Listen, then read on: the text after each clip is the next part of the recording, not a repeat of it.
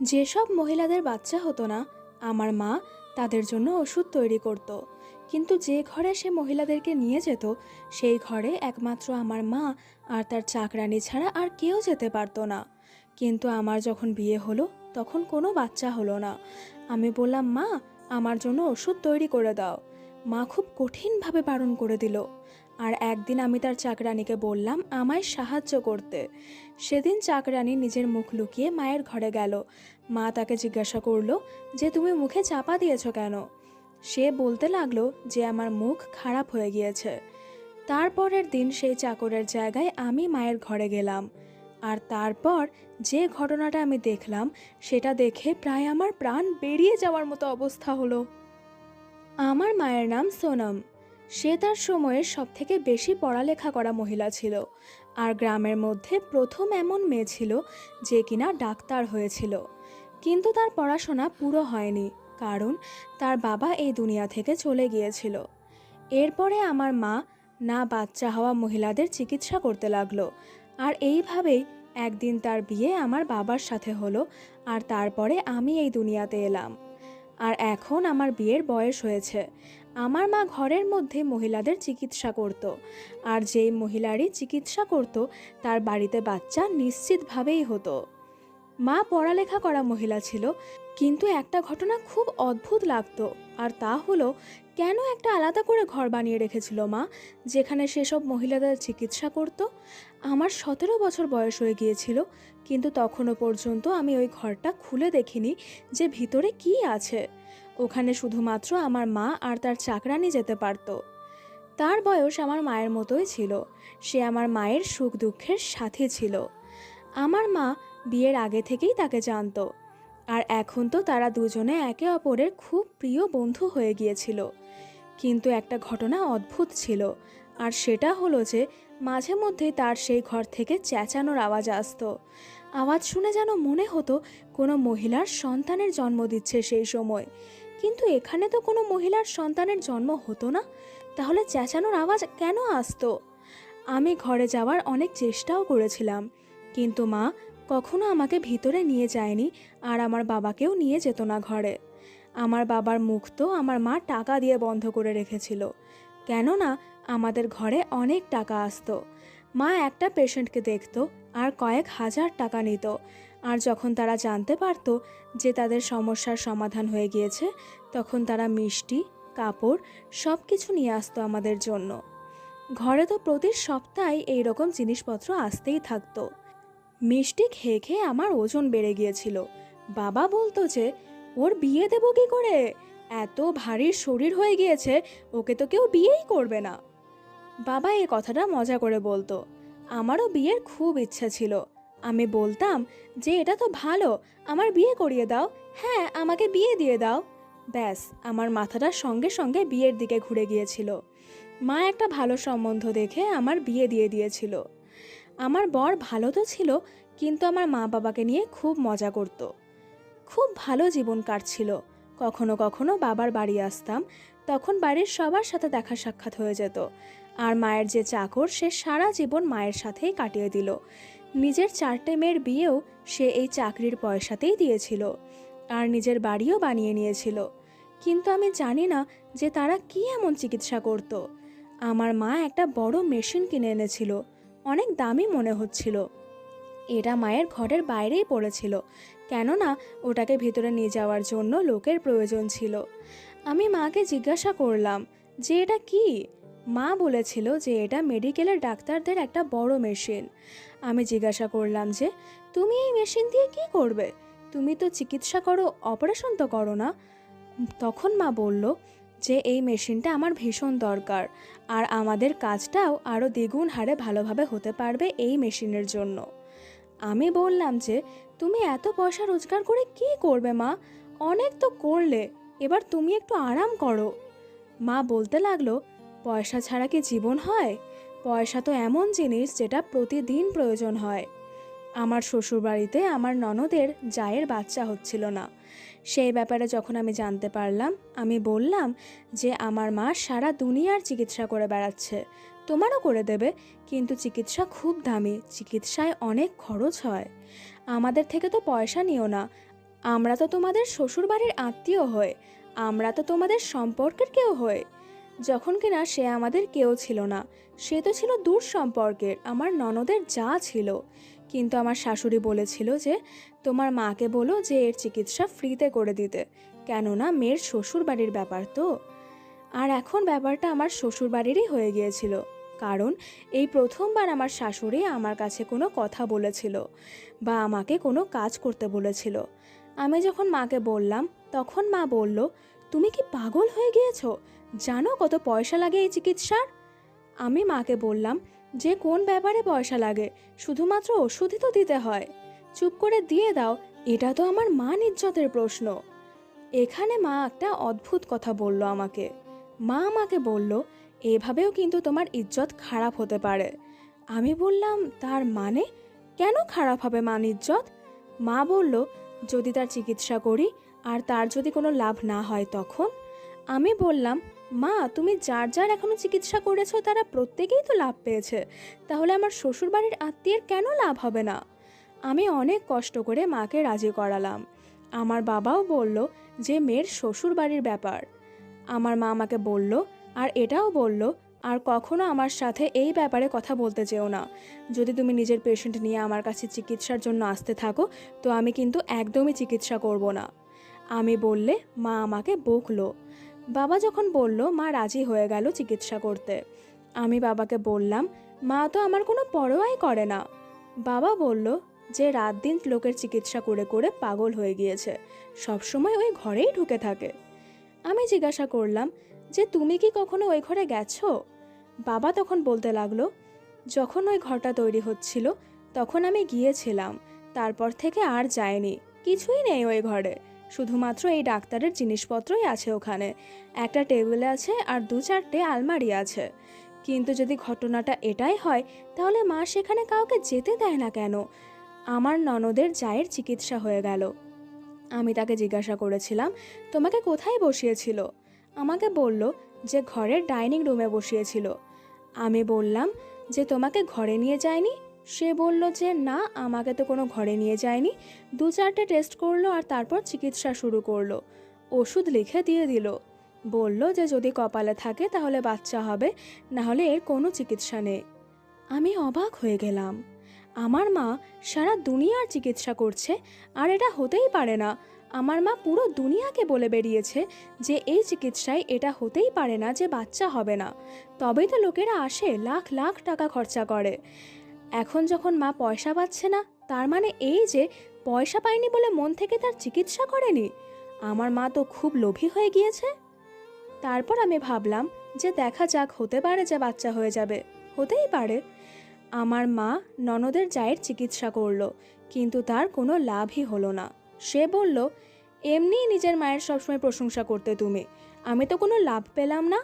কিন্তু তোমার মা খুব ভালো মানুষ, উনি বলেছেন যে যখন ভগবান চাইবে তখনই বাচ্চা হবে। আজকাল তো এরকমই অবস্থা, 1 মাস যদি বাচ্চা না হয়েছে তো নানা রকম কথা বলা শুরু করে দেয় লোকেরা। আমিও চিন্তায় পড়ে গেলাম, কেননা বিয়ে হয়েছে আমারও 7 মাস হয়ে গিয়েছে। আর আমার সেই শ্বশুরবাড়ির আত্মীয় আমাকে বলল যে তোমার মা তো তোমার চিকিৎসা করতে পারে বা তুমি তার থেকে পরামর্শ নিতে পারো।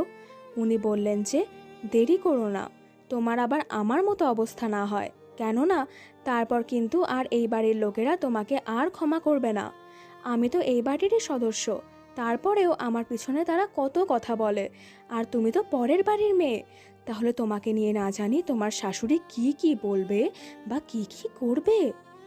আমি এরপর খুব বেশি চিন্তায় পড়ে গেলাম, কেননা এখনও তো এত দেরি হয়নি এমন কিছু। এখন থেকে আমার শাশুড়ি বেশ কিছু কথা বলতে লাগলো। সে বলতে লাগলো, এতক্ষণে তো এই বাড়িতে খুশির খবর চলে আসার কথা, ভগবানই ভালো করুক। ননদের যা তো 4 বছর ধরে চিকিৎসা করালো, কিন্তু কিছুই হলো না। আমার তো মাত্র 7 মাস হয়েছে, দেখা যাক না কি হয়। আমি এদের সবার কথায় আর আচরণের ব্যবহারে ভীষণ চিন্তায় পড়ে গেলাম।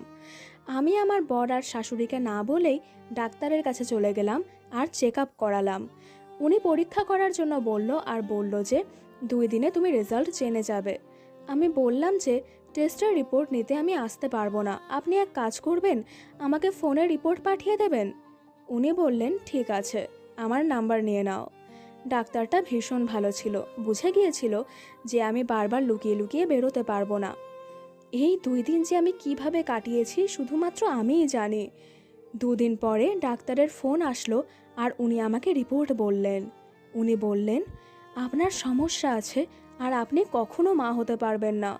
আমার আপনাকে এটাই বলার যে আপনি কোনো ছোটোখাটো চিকিৎসা করিয়ে কোনো ওষুধপত্র খেয়ে নিজের শরীর বা নিজের জীবন নষ্ট করবেন না। তার বদলে আপনি টেস্ট টিউব বেবির মাধ্যমে বাচ্চা জন্ম দিতে পারেন। আর টেস্ট টিউব বেবির চিকিৎসা এতটা সহজ না, তাতে অনেক পয়সা লাগে। কিন্তু ডাক্তারের বলার ছিল যে প্রথম প্রথম তুমি এখন যুবতী, আর এখন তোমার বিয়ের প্রথম দিক, এখন তো সবে শুরু, আর তোমার বর রাজি হয়ে যাবে। পরে তোমার বর এটাই ভাববে যে লাখ টাকা খরচ করে এমন চিকিৎসা করিয়ে যেখানে 40% মাত্র ঠিক হয় আর যার কোনো গ্যারেন্টিও নেই, সেটা করিয়ে কি হবে। এই জন্য ছেলেরা লাখ টাকা খরচ করে দ্বিতীয়বার বিয়ে করে নেয় আর প্রত্যেক বছর তারা বাচ্চা জন্ম দেয়। আমি ভীষণ চিন্তায় পড়ে গেলাম। আমি সারা রাত কেঁদেছিলাম। বর জিজ্ঞেস করলে বলে দিলাম যে কিছু হয়নি। আমি ভীষণ দুঃখ পেয়েছিলাম, কেননা আমি কখনো ভাবিনি যে আমার সাথে এরকম হবে। তারপর একদিন আমার গ্রামের একটা মেয়ে আমার কাছে আসলো। সে বলল যে, তোমার মায়ের কাছ থেকে চিকিৎসা করিয়েছিলাম, আজ আমার কাছে 2টো জোড়া বাচ্চা, আর আজকে আমি ভীষণ খুশি। আর সে আমাকে ধন্যবাদ জানালো। সে আমার মায়ের প্রশংসা করতে লাগলো আর বলতে লাগলো, ভগবান ওনার হাতে জাদু দিয়ে পাঠিয়েছেন, যারই চিকিৎসা করেন সেই ঠিক হয়ে যায়। আমি ওই মহিলার কথায় ভীষণ খুশি হলাম আর যেন মনে মনে শান্তি পেলাম। সে আমাকে বলল, 10 বছর পর্যন্ত আমার কোনো বাচ্চা হয়নি। তোমার মায়ের কাছে চিকিৎসা করালাম যখন, তখন বাচ্চা হয়ে গেল। তোমার মা, তুমি তো সব কিছুই জানবে। যখন সে আমাকে এই কথাগুলো বলল, তখন আমি অবাক হয়ে গেলাম। আমি জিজ্ঞাসা করলাম যে সব কিছু মানেটা কি। সে বলল যে এটাই যে চিকিৎসা কিভাবে হয়। আমি বললাম যে তুমি জানো, কিন্তু আমি তো জানি না। সে বলল, ছাড়ো কথাটা, বাদ দাও। আমার মা 1 মাস পর্যন্ত সবার চিকিৎসা করত। আমি ঠিক করেছিলাম যে আমি আমার বরকে এসব বলবো না, না আমার শাশুড়িকে বলবো, কারণ এমনিতেই এরা আমাকে খুব একটা পছন্দ করে না। আমি নিজেই মাকে সব কিছু বলবো, তার থেকেই চিকিৎসা করাবো। এরপরে আমার আর কাউকে বলার কোনো দরকার পড়বে না। আমি মায়ের কাছে চলে গেলাম। মা সকাল সকাল ভীষণ ব্যস্ত ছিল, ওই ঘরেই বসেছিল, বাইরে আসেনি। আর আমার ঘরে যাওয়ার অনুমতি ছিল না। বাবা বাড়ি ছিল না। 4 ঘন্টা মা আমাকে অপেক্ষা করালো। আমি ভীষণ রেগে গেলাম। এরপর আমিও তাকে বললাম, সমস্যা আছে আমার কিছু। মা জিজ্ঞাসা করলো, কি সমস্যা? পয়সার দরকার? আমি বললাম, পয়সার দরকার নেই। আর এরপর তাকে বললাম যে আমাকে ডাক্তার কি বলেছে। আর এরপর তাকে রিপোর্ট দেখালাম, ডাক্তার যেটা আমাকে ফোন করে বলেছিল। আমার মা বলল যে হ্যাঁ, রিপোর্ট তো এটাই বলছে, এবার কি করা যায়, এটা তো বড় সমস্যা। আমি বললাম, কেন? তোমার জন্য তো এটা কোনো সমস্যা হওয়ার কথা নয়, তুমি আমার চিকিৎসা করো। মা বলল যে এই ধরনের কথা যদি তুমি বলেছো, তাহলে আমার থেকে খারাপ কেউ হবে না, আমি তোমার চিকিৎসা করব না একদম। মা, এটা তো ব্যাপারটা সেরকমই হয়ে গেল যে তুমি সমস্ত পরিবারকে খাবার দিচ্ছ, আর আমি প্লেট দেখে যখন খাবার খাওয়ার জন্য বললাম, তখন আমাকে বলছো যে খাবার খেলে পাপ হয়। আমাকে আমার মা এত বাজেভাবে বকা দিল যেন মনে হলো সে মরে গেলেও আমার চিকিৎসা করবে না। আর জিজ্ঞাসা করলাম যে কেন করবে না তুমি আমার চিকিৎসা? বাবা এসে গিয়েছিল ওখানে, আমি কান্নাকাটি করছিলাম। বাবাও দেখে নিল যে এতদিন পর মেয়ে ঘরে এসেছে, তার উপরে আবার কান্নাকাটি করছে। সে চিন্তায় পড়ে গেল। বাবা আমাকে সবসময় অনেক ভালোবাসতো। সে আমাকে বলল যে কেন কাঁদছো তুমি? তখন মা বলল যে বিনা কারণে ও কিছু চাইছে। মা এই কথাটা বাবাকে বলল না যে আমি কখনো মা হতে পারবো না, আর আমি আমার চিকিৎসার জন্য বললাম মাকে। কিন্তু মা আমার চিকিৎসা করতে চাইছে না। এক তো ভুল করছে মা, আর তার উপরে আবার মিথ্যে কথাও বলছে। বাবা বলল যে কেন চিন্তা করছো, আমি তো আছি, আর যেটা তোমার দরকার আমি তোমাকে এনে দেব। আমি তোমার জন্য চা বানিয়ে দিচ্ছি। বাবা সেখান থেকে চলে গেল। মা বলল যে যেটাই হচ্ছে সেটা ভগবানের উপর ছেড়ে দাও, আর খবরদার যদি এখানে চিকিৎসার কথা আবার তুমি বলেছ, আমি তোমার চিকিৎসা কখনো করব না।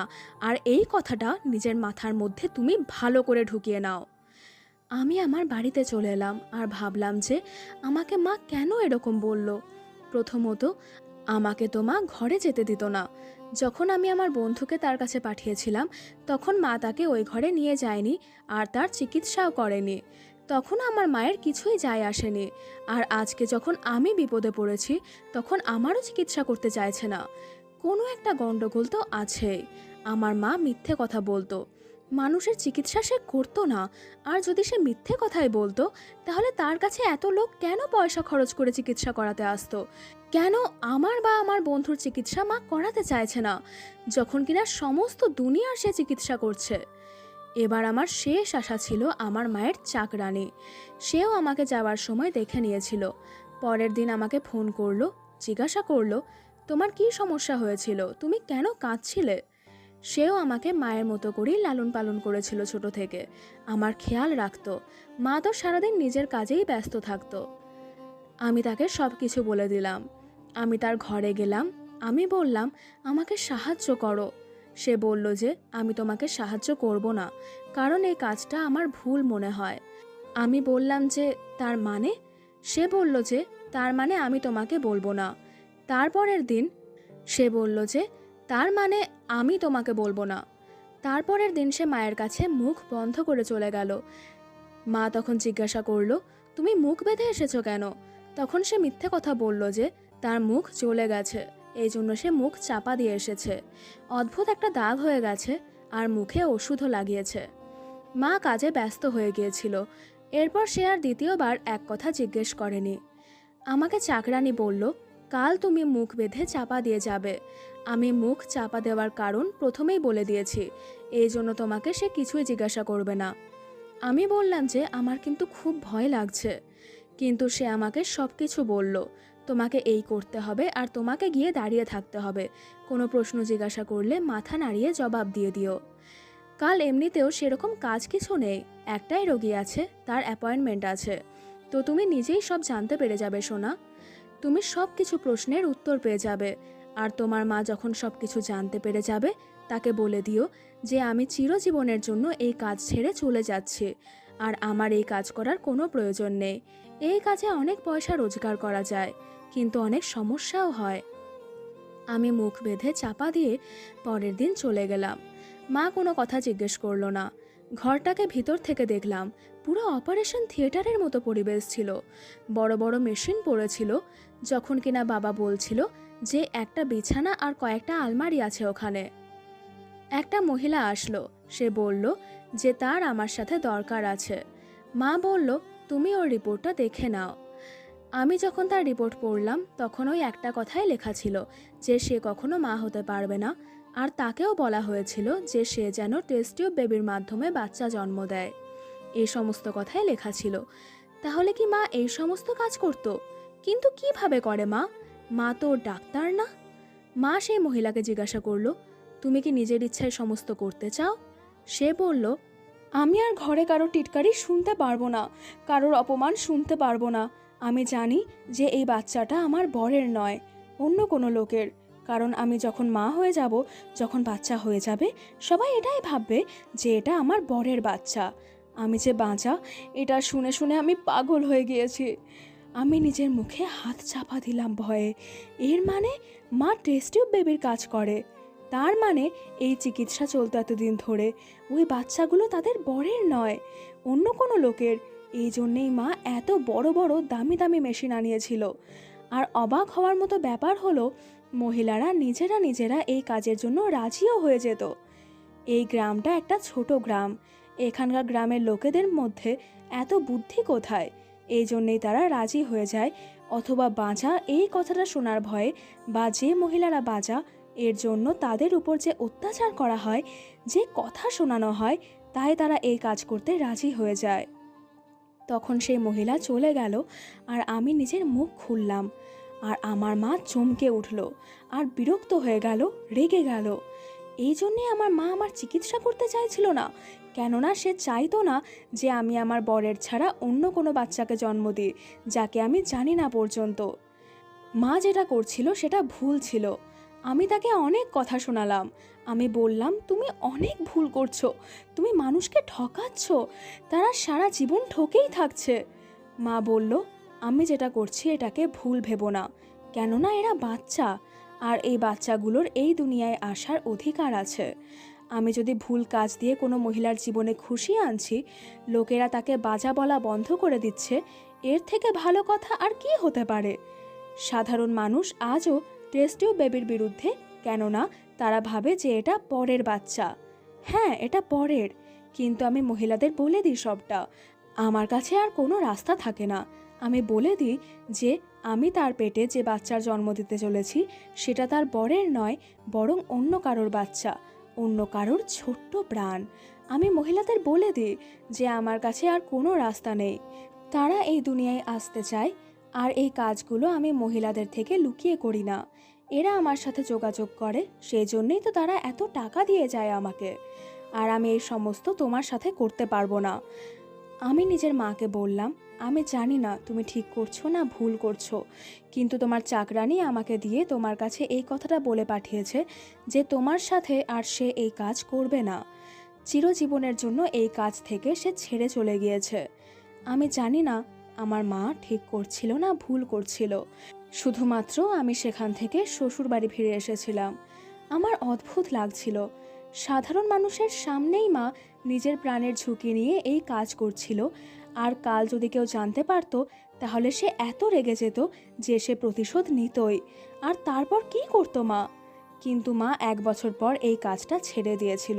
মনে হয় তার চাকরানি চলে যাওয়ার পর একা একা সে এই কাজটা করতে পারছিল না, সেই জন্য সেই ব্যাপারটাকে ছেড়ে দিয়েছিল। যে কাজ সে ছেড়ে দিয়েছিল, আমিও এই কথাটা কাউকে বলিনি, এমনকি বাবাকেও না। আমি আমার বরকে বলে দিয়েছিলাম যে আমি কখনো মা হতে পারবো না। সেটা শুনে সে চুপ করে গিয়েছিল। সে বলল, ঠিক আছে, যা হবে দেখা যাবে। এরপর 4 বছর হয়ে গিয়েছিল। আমার এখনও বাচ্চা হয়নি, কিন্তু আমি ভগবানের কাছে, ঈশ্বরের কাছে প্রার্থনা করি, কারণ ঈশ্বরের কাছে প্রার্থনা করলে তা কখনো ফেরত আসে না। ঈশ্বর করলে তা ফিরিয়ে দেয় না। একদিন না একদিন তিনি আমার কথা নিশ্চয়ই শুনবেন। ওনার আশীর্বাদে আমি একদিন ঠিক মা হব। আপনারাও সবাই আমার জন্য প্রার্থনা করবেন। ধন্যবাদ বন্ধুরা।